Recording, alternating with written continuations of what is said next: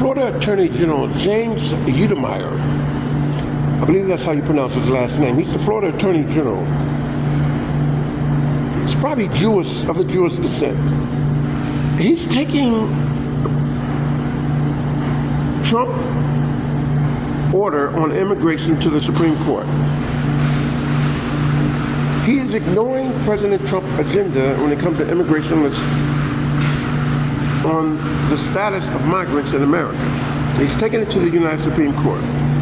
Now see, this is how birthright citizenship became so scrupulous by people like him.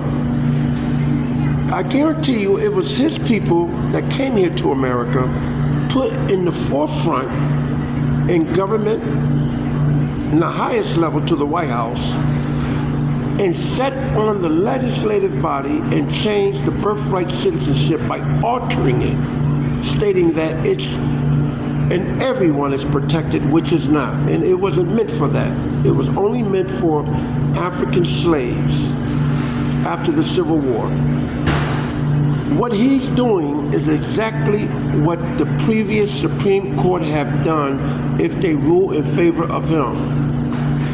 Altering an original legislative executive order,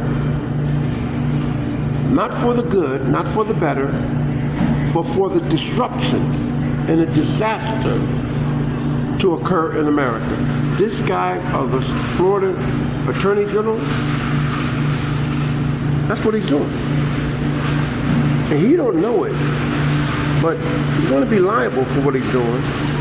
And I think the Supreme Court is going to block whatever he's asking for when it comes to immigration, when it had already been set by the Supreme Court. So how can you, as a state attorney general, go in and ignore a president order when it was already accepted and approved and granted by the Supreme Court? So you're going back to the Supreme Court and telling the Supreme Court to change their minds. That's what you're doing. Florida Attorney General, I think you're going to have some federal